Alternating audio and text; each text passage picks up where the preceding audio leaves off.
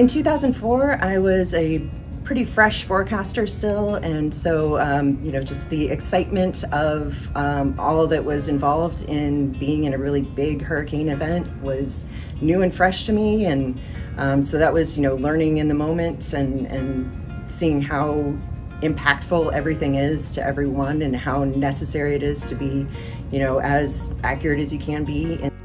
Well, the 2004 season was one that I'll never forget. Obviously, one of the most active seasons the state of Florida has ever seen. And the biggest storm being Hurricane Charlie, that hit in August. I mean, we were ready for whatever was going to happen that season, obviously, but to have 4 big storms like that was a pretty amazing season, to say the least. Yeah, I mean, you look back on it sometimes and you say to yourself, did that really happen? Because I just remember, one storm would go by and then we'd look out in the Atlantic and you go, uh-oh. So 2004 was the first big hurricane season that I covered.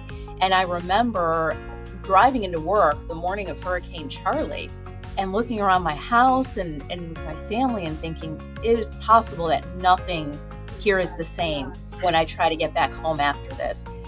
And then Charlie, I remember working overnight shifts, going home that morning, after the storm hadn't gotten here yet, but waiting for the storm to come, and going home, wondering if the trees and stuff that I'm driving by are still going to be there the next day when I can go back to work, or if I can get back to work in the morning. I was living in an apartment at the time, so I didn't have a whole lot that I could do to stay safe, and unfortunately it was also on the bottom floor of the building, so obviously very much concerned about would I have the home that I know to come back to. And I know here at the station at ABC 7 in downtown Sarasota, we were concerned that we may have to evacuate our area and just leave a couple of people here, a crew, so to speak, to broadcast as long as we could. We had a backup plan, but back then our population was a lot smaller. The staff at the county was a lot less. They were not as prepared as they would have liked to be for Charlie, but Charlie was, in 2004, was a huge eye-opener for the county.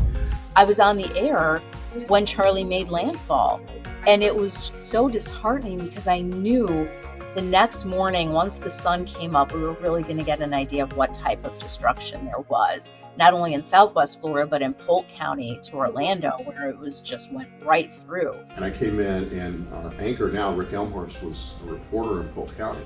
He said, I got to the bureau in Auburndale, and I drove east for like 30 miles, and I never saw another light. And I was sitting in the weather center going, that's not good at all. I don't think a lot of us in this county were prepared, because you think you live in the center of the state, oh, we're fine, nothing will get us, and we were wrong. We sent our chopper to Orlando for safety.